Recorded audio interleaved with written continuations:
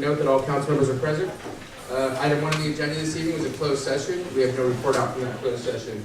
You all please join me in salute to the flag.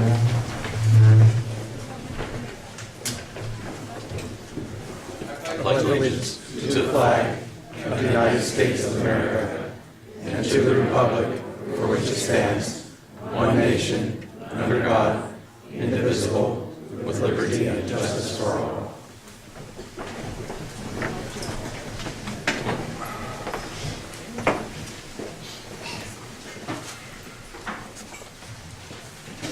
We have no proclamations this evening, but we do have several presentations.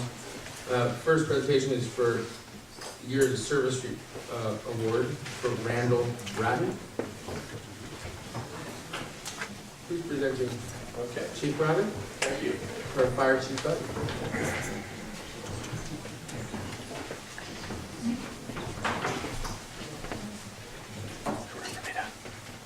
Well, thank you, Mayor and Council and staff and the public outpouring here. This is incredible for length of service awards. I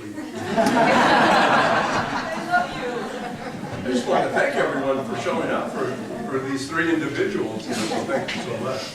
Actually, I would like to invite up my 20-year length of service recipient, and that's my fire engineer, Randy Bratton. So if I can have Randy come up and stand here beside me. I got a couple good rumors to talk about.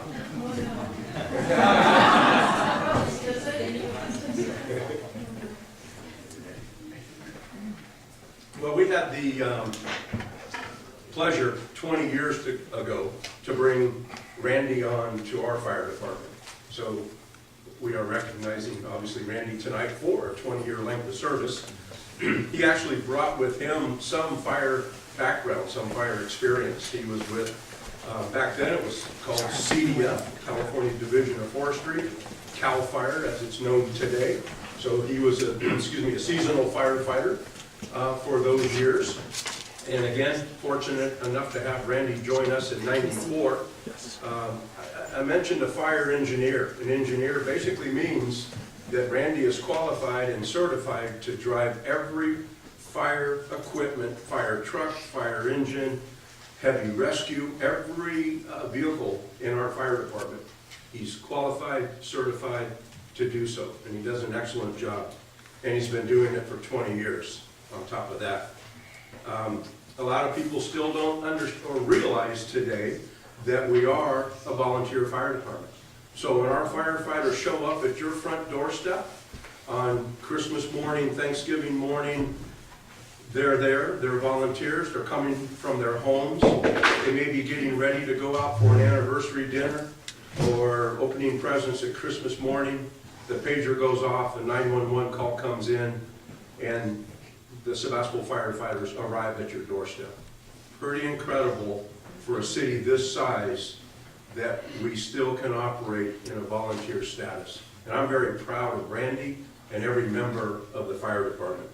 I want to kind of give you an idea of what kind of volunteerism this means. Some people think that, I'm going to join the fire department and help out 1 or 2 days a week.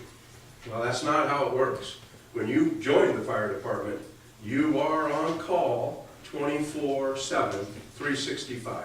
Every day, every minute, every hour, you're on call. And you respond, and you're expected to respond to the emergency calls when you're available. We train every Thursday night, average 50 to 51 weeks a year in training, about 3 hours a night. So I can share with you that Randy's drill attendance over 20 years is well over 80%, and that's 800 drill nights or 2,400 hours of training. It's just remarkable. It's remarkable that you can hold down a full-time job, a family, and still be on call and available to respond to help this beautiful city that I was born and raised in, and just so proud to be a part of. I also look at call volume, how active the firefighters are. Randy is extremely active in the emergency calls that come out. Over his 20 years, he has responded to over 8,000 911 calls for service. They're in incredible numbers. And then fortunately for the city of Sebastopol, not only have I been able to have Randy as part of the fire department for 20 years, Randy is also a city employee with the Public Works Department. And he's been with Public Works for 12 years now, maintenance worker too. So there's a win-win situation for Public Works and quite honestly for me. Randy's working days, he works for the city Public Works. When the 911 calls come in, unless he's pouring cement or down in a ditch somewhere, he shows up at the firehouse to help me out. So it's an incredible amount of work. I truly appreciate it, and thank you very much tonight for recognizing Randy Bratton for 20 years of service. Thank you.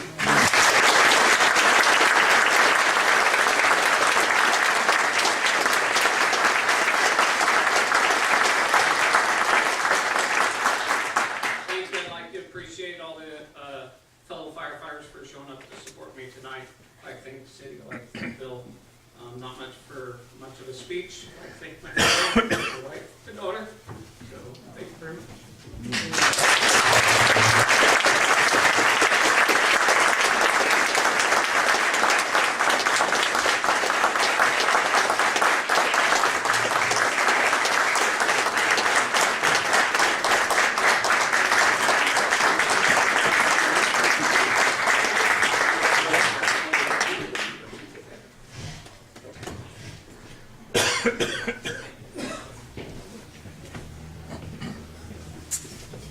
Next years of service awards for 25 years for Zena Kieran, and we'll have the police chief here to present that.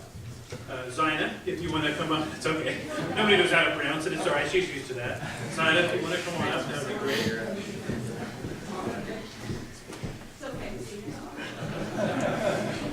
So, Mr. Mayor, members of the City Council, members of the public, it's my pleasure to honor Zina Kieran for her 25 years of service to the city. Her service actually started 27 years ago. She took a little hiatus when she went to work for the sheriff's office, so she's got 25 years over the span of the last 27.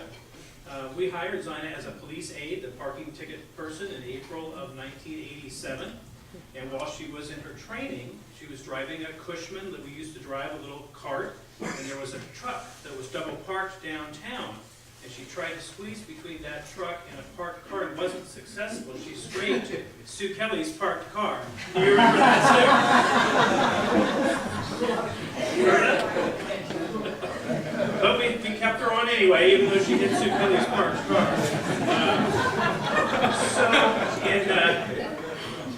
We never forget anything at the police department. We got it all. So in December of 1987, Zina increased her service in two ways. The first, she moved from being the parking ticket person to being a dispatcher. And because she'd gone through part of the police academy, she became a reserve police officer. Kind of reserve police officer where she had to ride with another officer. She couldn't ride by herself. But it was quite a service to have Zina working in dispatch, answering 911 calls, and then working out on patrol at the same time. Zina wasn't satisfied with being just a second officer in a car, so she, while working full-time, went back to the academy, became the equivalent of a full-time police officer, and became a level 1 police officer, so working full-time dispatch and being able to work patrol as a law enforcement officer. In 1996, she took a job as a correctional deputy at the Sonoma County Sheriff's Office, so quit the dispatching part, but stayed as a reserve police officer. So she was working full-time for the Sheriff's Office and part-time for us. And she was able to do that until August of 2000. But in August of 2000, there were some family medical challenges, and the Sheriff's Office had tremendous overtime, and so she had to withdraw from our department. She just couldn't continue a full-time plus career and volunteering as a police officer. But she didn't stay on for long, thankfully. In March of 2002, she came back to us as a part-time per diem dispatcher. That's the role that she's had since that time. But in typical Zina fashion, she doesn't stick to just one role. She's taken on responsibility for our evidence and property room. And other police agencies are looking at developing some building somewhere and a JPA to house all their overflowing evidence. And we don't have that issue. When we have those discussions at the chief's meeting, I just step out of the room because Zina does such a great job of returning property to people, purging property that we no longer need, that we have more than enough space. And Zina's donated her time to help our police explorers as well. In looking through Zina's background packet, I found letters of appreciation from our local schools, and for helping with our Citizens Police Academy, and for helping with missing persons investigations and critical incidents. And I even found a letter in 2009 from the CEO and Executive Director of Peace and Medicine, thanking her for her service. I don't know if that guy went off to amount to anything, but he wrote a letter back. A really good summary of Zina was written back in 1987 when she was hired by her supervisor, who said, Zina is a very hardworking employee, she has initiative, and she's always willing to take on additional responsibility, which is all true. But I would add to that that Zina is kind, she's resourceful, and she's just an incredible person to work for. So we're so pleased to have Zina still with us after 25 years and hopefully more to come. Zina, congratulations.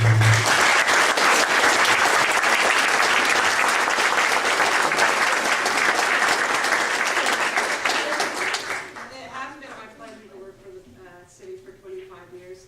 Worked for the county, I worked with a lot of great people there too. It just came back home. It's been home for me and my family. My daughter's in the back room, my husband is the tallest one in the back room, so you can see him. If it wasn't for their support, because not only was I working full-time, I was a mom and a wife full-time too, and they allowed me to have that time to do the things I did. I never felt once that my husband ever said, no, you've got to be here home. He was always supportive and always there on set. Technically, I was hired prior to this gentleman here, so if you want to get technical about it, I should be the chief of police. Unfortunately, he came by and said, and took my job. I tell him every day. I've had the fortunate to work with 3 wonderful chiefs with the department. Started out with Chief Baker, then Chief Crandall that we lost just recently, and wonderful chief here. All 3 of them I've loved working with. They've just been wonderful. Always kept me busy, especially this one. always busy. Thanks. I want to thank the city for letting me stay.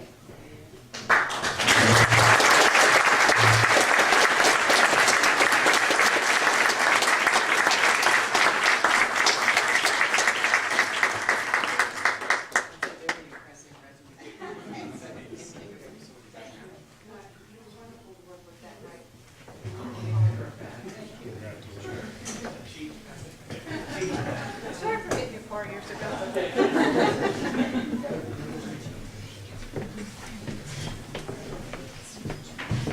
So our final years of service award is for our chief of police, Jeff Weaver, for 25 years of service.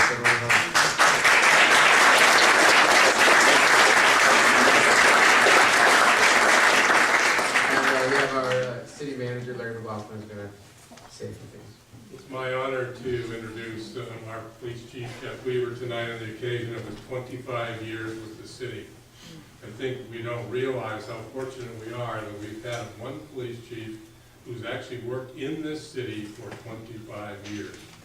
At this time, Jeff is presently the most tenured police chief in Sonoma County, and he is within the top 7% tenure amongst all California law enforcement chiefs. So we've been very fortunate to basically have him here for his entire career, which started in November of 1989 when Jeff started as a reserve police officer. He became a full-fledged police officer in April 1990. He's promoted to corporal in 1994, sergeant in 1997, lieutenant in 2002, and he became chief of police in 2004. Jeff has been the winner of the Employee Recognition Innovation Award in 2014, and I wanted to read part of the nomination for that award. Chief Weaver is an outstanding professional and truly an asset to the city of Sebastopol. Chief Weaver is the epitome of what this award represents. He is the model of excellence and works diligently in all areas of his profession. He has high standards for his work and is always looking for a better way to get things done. But Jeff was also Sebastopol Police Officer of the Year in 1994 and in 1999. And in 1997, the Law Enforcement Chiefs Association chose him as Outstanding Peace Officer of the Year for Sonoma County. And then City Manager Paul Berlin wrote Jeff the following letter. I'll read an excerpt of it. For you to be selected by the Law Enforcement Chiefs Association is an honor for you, the department, and the city. You've made many significant contributions to the city in your daily work and the special projects you've taken on. Your grant writing has certainly brought extra added support to everyone in the police department. I believe you're an excellent example of what hard work and focused dedication can bring to yourself and others. We're all very proud to have you as a member of the city's family. I think we all recognize if we're out in the community that Jeff doesn't limit his activities to just police activities. Jeff's out in the community. When I opened his file today, it literally fell apart with letters falling out of it who were from citizens, other law enforcement agencies, city departments, school officials. These letters were in there in a thick packet in Jeff's personnel file. He's an active member of the Heskel Church, has been for some time. And he's presently serving his second term as an elected member of the Gravenstein School Board. That's not the only thing that Jeff does. Jeff is completing his 30th year as an adjunct faculty at the Santa Rosa Junior College Public Safety Training Center, which has included 2 tours as a police academy recruit training officer. And finally, Jeff sits on the executive board of the California Police Chiefs Association as the North Bay Regional Representative. I can think of no one more dedicated to the safety and well-being of our community. Jeff knows and understands our city, and that's what's helped make him a great chief of police and which has helped our community immensely. So, my pleasure to introduce Jeff on the occasion of his 25th.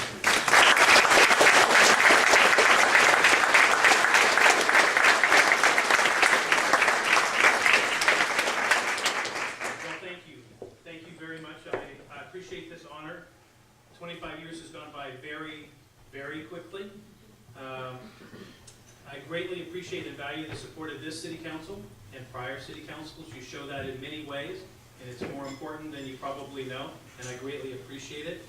I appreciate the support we have from the community, and I value that as well, and that is shown throughout the course of the year.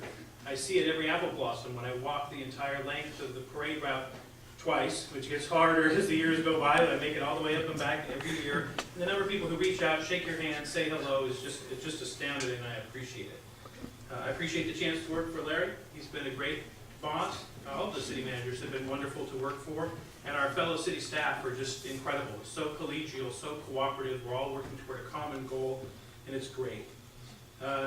Not to diminish any of those groups that I've mentioned already, but for me, the most important thing that I work for, or the most important thing that I enjoy is the people that I work with at the police department. We have nearly 50 people between our paid staff and our volunteers who serve this city, and every single one of them is ethical, they're caring, they're service-oriented, and there's not a single one of them, whether it's explorer, reserve, volunteer, or police officer, that I don't consider a friend. I'm really, really proud to work with them, and I'm proud of the service that we provide. I want to thank my wife. Sorry, Randy, you got me teared up. You got teared up, now I'm all teared up.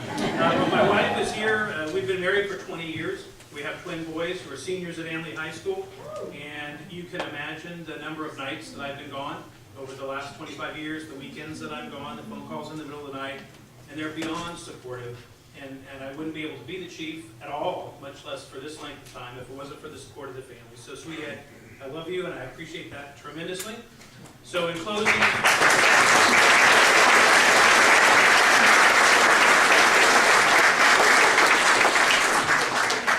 Zina's husband is the tallest in the back, and my wife is one of the shortest in the back, so we have a bit of a contrast there. So in closing, Mayor, members of the council, I want to thank you for the opportunity, and I view it as that. I view it as an opportunity to serve this city, and I look forward to doing so for some years into the future as well. Thank you.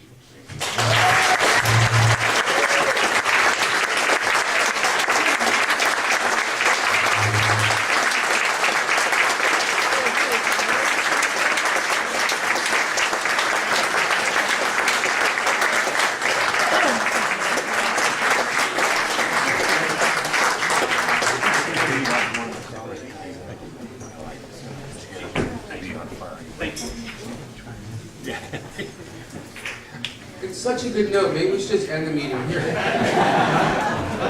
happy and clapping, you know. On that note, I just want to remind you that it's really important that we keep this aisleway in the back here clear in the event of emergency, so people have an exit way. I know it's hard to get in. I apologize. There were a few seats here, but they're full now. But if we can just try to keep this, well, we have to keep this aisleway clear, or the fire chief will ask me to end the meeting, and we really don't want that to happen. So please keep the aisleway clear. It would really be helpful. Approval of minutes, October 21st. Are there any edits, changes, or comments to the minutes of October 21st? Is there a motion to approve the minutes? So moved. Thank you. Any discussion? All in favor? Aye. Any opposed? No abstentions. Next on the agenda is public comment. Public comment is an opportunity for members of the public to comment on items that are not on the agenda this evening. You have up to 3 minutes for that comment. If you could please come up to the podium and try to form a line so we can keep this moving, really appreciate it. Whoever's up first? Okay.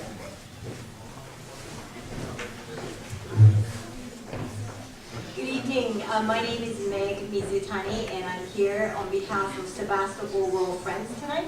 I am here to talk briefly about the friendship dinner and celebration we are going to host this weekend. Sebastopol Rural Friends is Sebastopol's sister city organization. We're a volunteer nonprofit organization. We administer all the sister city related activities. We have, as you may know, we have 2 sister cities, one in Chihirin, Ukraine, and the other one is Takeo, Japan.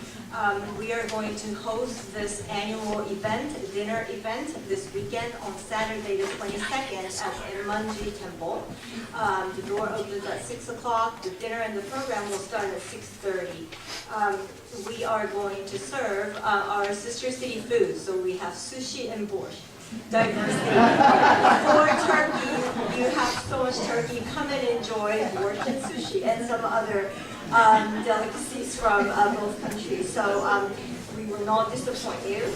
And also, it's a fundraiser to raise funds for scholarship for a program, youth scholarship. So I hope you can join us. We call it also celebration because we really would like to celebrate our special partnership with the city. There are many, many sister city organizations around the world, but we're so lucky because many other, even the bigger cities organizations are struggling because they're on their own. They don't get support from the city, or they're just doing everything on their own. And we are so fortunate that we have support from the city council members, and the city office, and everybody in the community supports our activities. And we cannot do this without everybody's support. So we want to celebrate our special partnership in the community, and we really, really appreciate it. So hope you can join us this Saturday. I have some flyers on the table in the back, so hope you take it. And we have some entertainment from those 2 cultures too. So please join us. Thank you so much.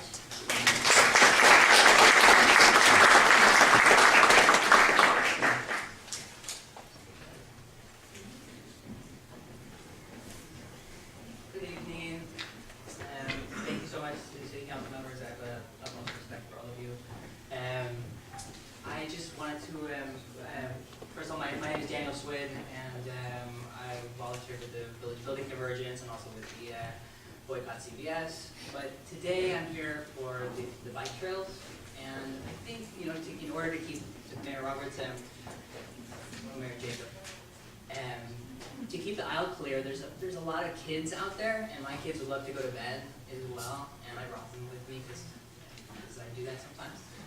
And I'd like to just ask that we could maybe change the agenda up a little bit tonight, maybe to kind of, if we could hear that issue first, perhaps, and some of us would probably clear out afterwards. That's just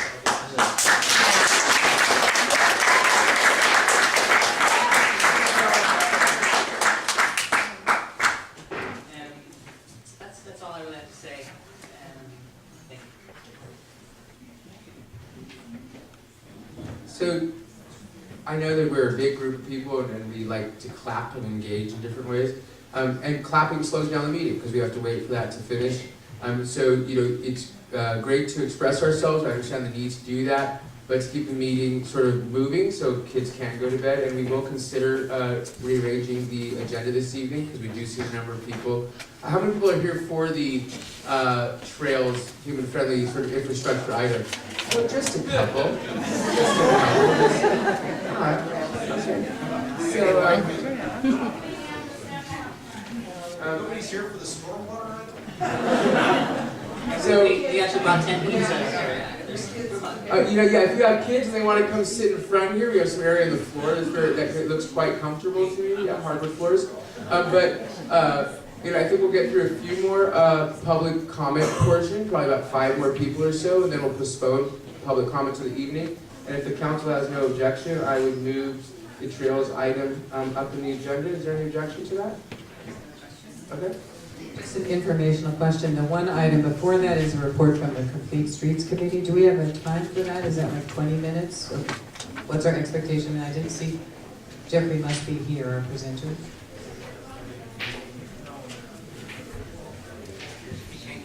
He can't get in. Okay. So I'm good.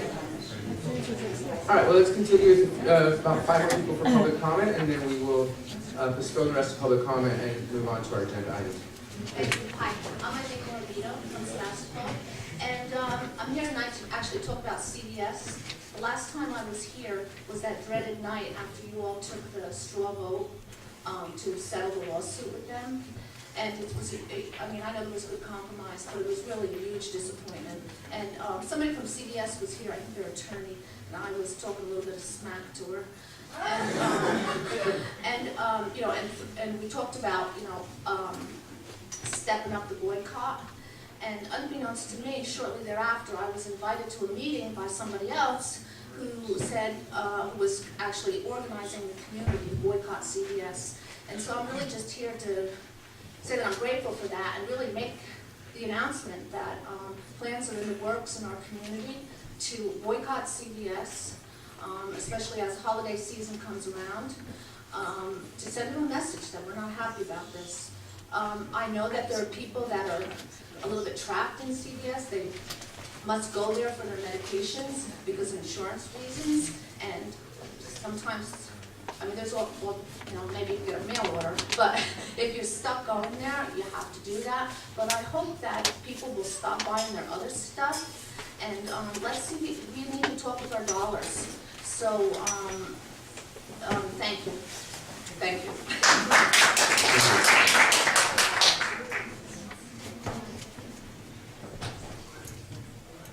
Hi, my name is Magic, and in case anybody doesn't know, the Keystone XL did die in the Senate tonight, so good news for all of us. So I also want to talk about the boycott. The meeting was held at my house. It was a great turnout of 14 people.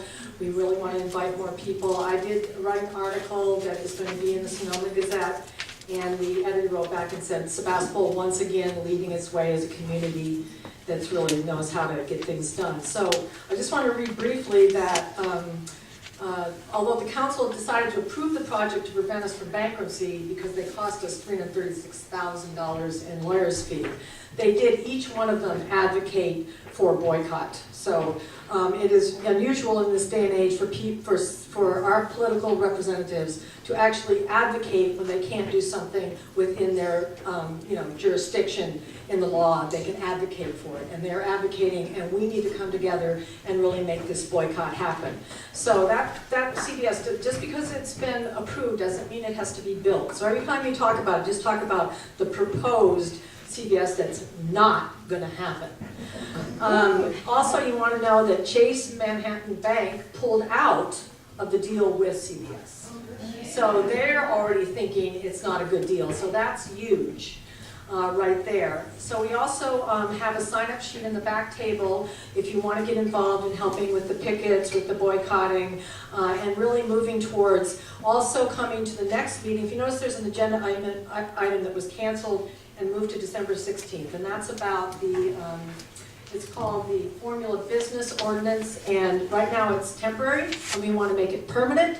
So we need you to come to that next meeting and encourage the council to do that with suggestions about how to make it permanent. And you can read that on the website so that you can understand what that ordinance is to stop stores like this. And then we have 3 steps. We want to boycott CVS, then we want to have a strong ordinance to stop these kind of stores from forcing themselves, and then we want to have a community bill of rights embedded in our general plan, which is in an update process now, so that we can become autonomous like many other communities, because what's happening now is things are happening in the small communities where people live and moving up to challenge the state and federal levels. So this is what we're working on. We'd really like you to come. Tom made some buttons, boycott CVS buttons.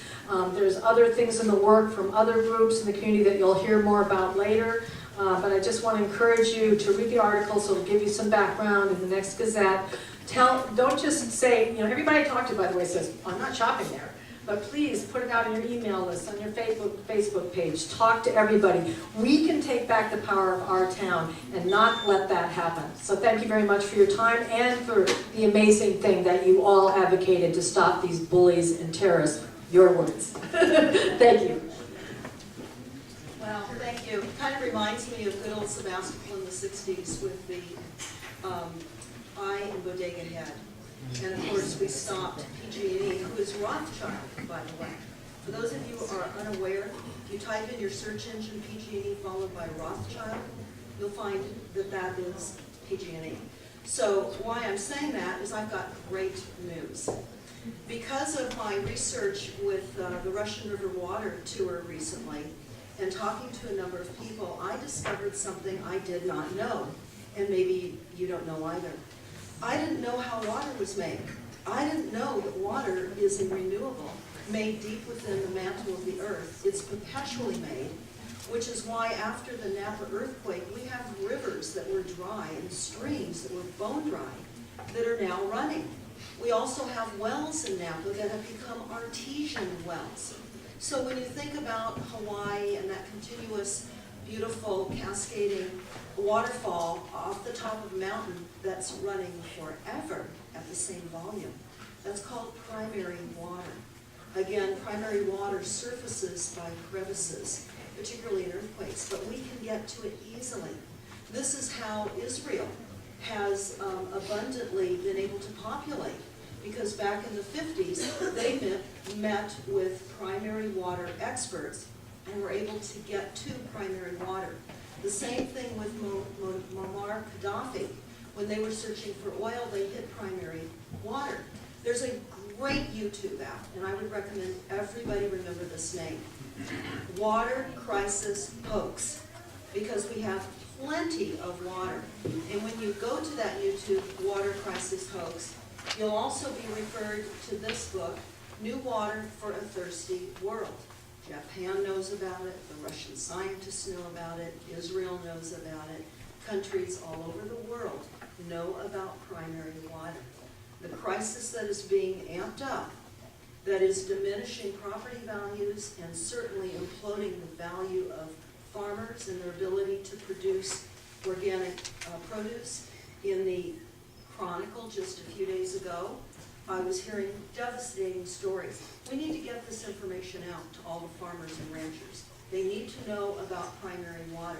Again, go to and watch the YouTube Water Crisis Hoax. That will direct you to water experts that can help locate these. And same thing for the city. It's a wonderful opportunity for the city, for the wells that might have arsenic in them.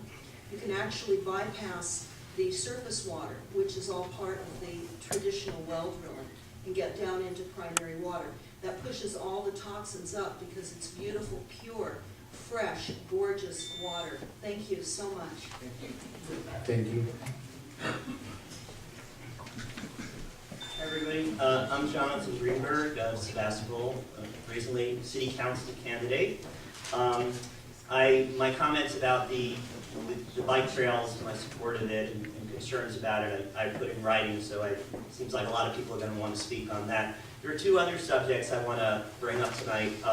One, the good news, and the other, the not so good news. The good news is I want to congratulate Sarah and Una and Patrick on getting elected. I think the city has a fantastic city council that got reelected, and I'm really happy to see. I think it was a really good election from them. I think they conducted themselves really well, and it was a pleasure, being on debates and running with them. So that's the good news. The next part I want to talk about is Measure M, because I still have some residual concern about Measure M. That's the 4 new taxes on our cable and cell and land lines. These are the flyers that went out on Measure M. They say there is a low-income exemption to the UUT, utility tax, for persons in need. There is a low-income exemption to the UUT for persons in need. This is the ballot statement in support by Sarah Gurney and Mayor Jacob that again repeats that there is an exemption for low-income persons. The problem is that there is no exemption for the 4 new taxes. There is only an exemption for the PG&E. So for our low-income neighbors, there will be no low-income exemption. For my neighbor who's 88 and on very limited income, there's no exemption. And we passed this by about 62% to 38% with the sense that we would be passing these new taxes and that our low-income neighbors would then have to pay them. What I'd like to request this evening, there are a few ways to remedy these and to remedy this situation. Litigation, redo the tax measure, put it up again, redo the whole election. I don't think any of those are really helpful to the city. What I would like to propose is that in the next special election, the city council consider putting a low-income exemption on the ballot that we could administer through our city so that we could give the people of the city what we thought we voted for, or some people voted for, and supported, which is an exemption. It wouldn't be that difficult. It could be a rebate. It could be done through the city clerk's agency. It would cost some money, but I have a lot of concern that this measure was marketed, it was reported incorrectly, it was marketed incorrectly, and it was a mistake, but it is a mistake that I believe needs to be remedied. And I'd like the city council to consider putting that on the agenda at some point before the next election and trying to remedy it. Thank you. Was that Measure R you were? Measure R, I said Measure M, I'm sorry. I meant Measure R. Mary, please, I'll get them. And I also have these documents to give and put in the city record from the measure. Thank you.